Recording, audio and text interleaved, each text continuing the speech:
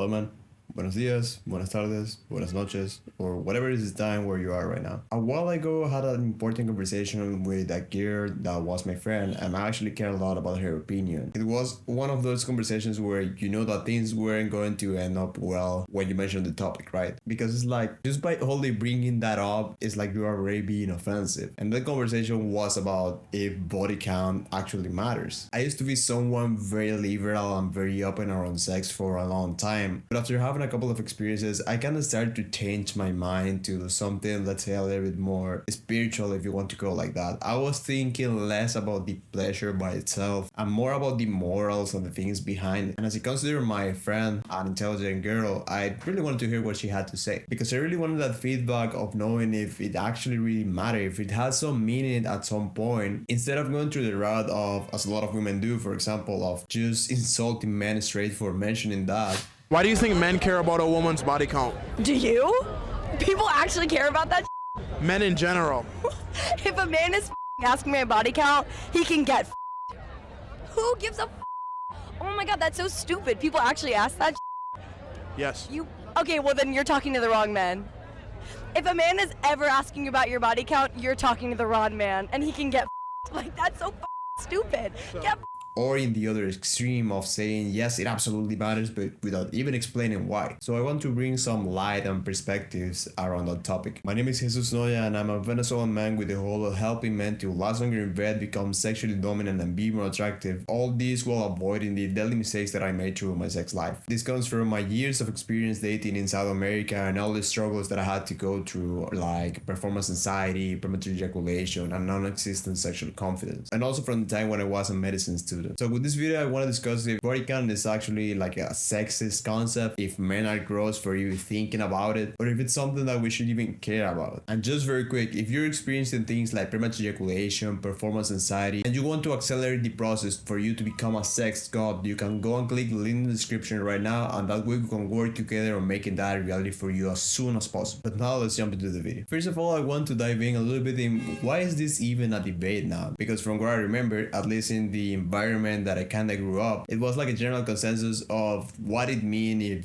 a woman or a man had a high body count. For a man, in some places it could be seen that he was a G, as he was very attractive or very like skillful with women or something like that, right? But at the same time, it was seen as a womanizer and someone that you couldn't trust that much because of that. And with women very straight, it wasn't seen good at all if she has been sleeping with random men, right? And this concept wasn't only from Latinos or South America or cultures with Christian or religious background. It was like the way of thinking, like the perception by default. Things started to change around the 60s because after the Second World War, I hope I'm pronouncing that right, there were like a bunch of these cultural movements, especially in the States, and that was where the sexual revolution born, alongside with the feminism of the second wave. And those two movements kind of tried to like take out the weight of how important was sex in the life of someone. For example, having sex outside of marriage now is like a very normal thing, but back then it was seen as bad for society. Another thing was just speaking about sex. There were other cultures where that was a little bit more acceptable, but in general it was like this big taboo of someone even mentioning it. You know, like when you were a teenager, it was a little bit shameful or like weird to even talk about that. So during the sexual revolution, that topic kind of opened up a little bit more, and that's when people start to have like more casual sex and try to be like a little bit more free with how you would have sex with people. There were things like this sex positivity where you can like, you know, just have sex like normal, and you shouldn't even care about that much because it's just another form of recreation, right? It's something fun and pleasurable, so you can go ahead and not feel any kind of guilt for doing it. Especially with women that were the ones being more judged because of this, they make like a big emphasis on taking that shame away and promoting it as some kind of liberation. And when all this happened, that's when the conversation started to come up. There were a lot of people on the liberal part where they were trying to push these ideas or try to see it as normal, and there were others on the traditional part where they were seeing it as taboo, like a bunch of hippies doing weird stuff. Now, what are the arguments in both parts, on the liberal part and the traditional part? When I was speaking with my female friend, she kind of explained how gross it was the fact that the value of a human being, of a person, of a woman would be attached to something like with how many people she has been sleeping. It has been like just for the fact of doing that, all her value as a person was going down. And that was not fair at all, because first of all, the same thing wasn't happening for men, but it was kind of the opposite, where they they were just seen as more valuable, but also because for her, just the fact of sleeping with someone, having sex, and doing something that is like a recreation, like something that is fun, would diminish things like how intelligent she was, for example, or how hard she was working for her family. It was like unfair, or more than silly, like a very insulting concept. She also saw this concept as a form of oppression, like taking away freedom from women to be with whoever they want to be. And that would be something that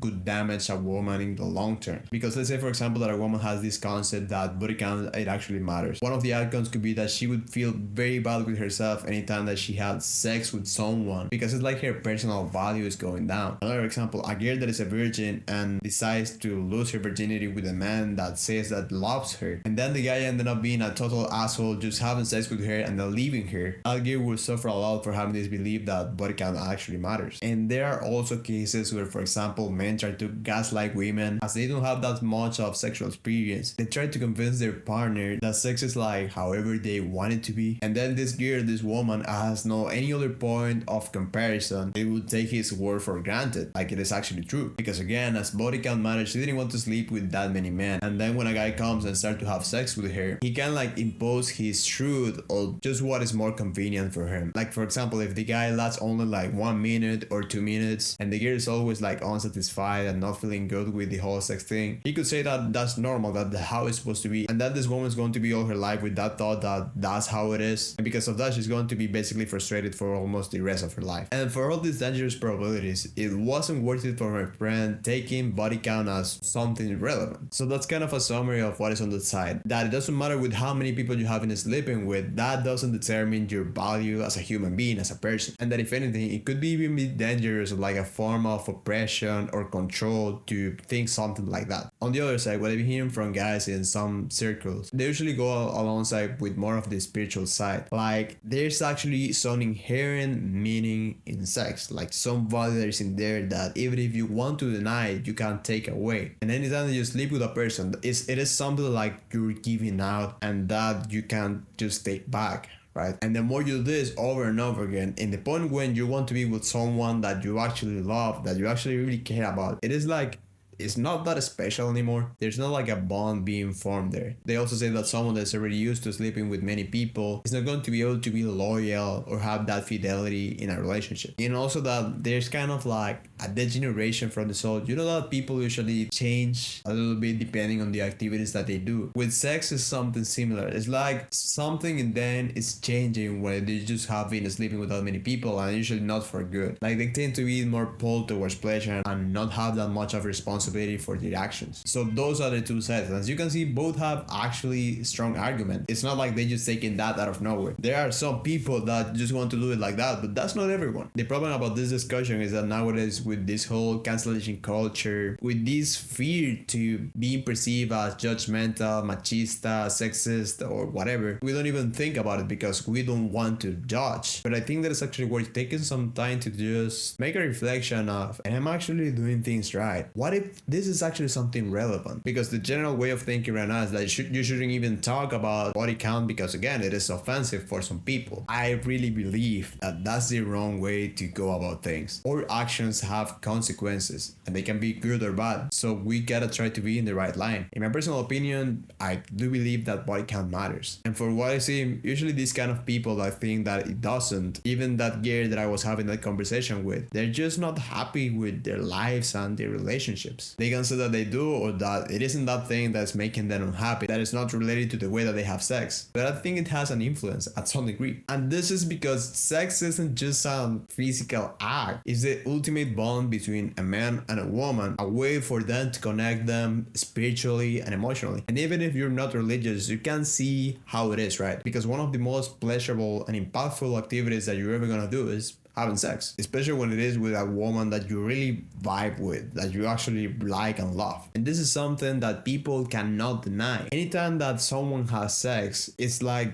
you're living there a part of yourself. You're living there like an imprint, because just the fact of you seeing someone totally naked, it's like that person giving you that trust to see her in that way. And the more you do this, it's like it has either less meaning or it's just fucked up how it's going to be eventually. It's like getting married 5 times, you know. Once you're gonna marry the 6th person, you can still say like, yeah, it is meaningful, it is beautiful and everything, but you already did it 5 times, you know, it is not that much of a deal. And if that person has been married 5 times, especially if it has been in a short amount of time, you can know that it's not that special, that it's not that meaningful for that person. And that if anything, it's going to be kind of easy for him or her to divorce because, you know, she already did it other 5 times. So I think that the reason of why this impacts more women than men is because the value of a woman, of a girl in a relationship, it doesn't come from things like being strong, being a hard worker, providing, defending your partner in important moments. That's usually more the role of a man. With women, we as men, we usually value more how lovely she can be, how good she can be as a wife, as a mother, as a lover. We don't care about how much money she's making or whatever other thing. And women can say something like, all right, that's what you all men think. We don't care about your opinion. Okay, that's fair, but they kind of know what is a thing too. Usually these kind of women also think that men are gross if they have been sleeping with a bunch of girls, that they may not be trustworthy, they can be attractive, but when it comes to love or something more important and serious, it may not be the right decision. It's also funny the fact that when women are fighting, they don't usually call each other things like stupid or dumbass or fool. They usually say things like bitch, hoe, slut, insults that are attached to the sexual value. They do it because they know it's important for them. That's when it comes to women, but I think it's actually very, very relevant for men as well. Even if some circles want to like glorify the fact that a man can sleep with a bunch of women, I think that it's valuable that a man is attractive and that he has the skill to make women fall in love with him. But from there to actually sleeping with them, to be honest, I say that's something stupid. Because think about it, what are you looking for doing that? Remember that any action has consequences. What are the consequences from sleeping with random women? You're just chasing this kind of short-term pleasure, that big dopamine spike that is going to make you feel for like, I don't know how long, like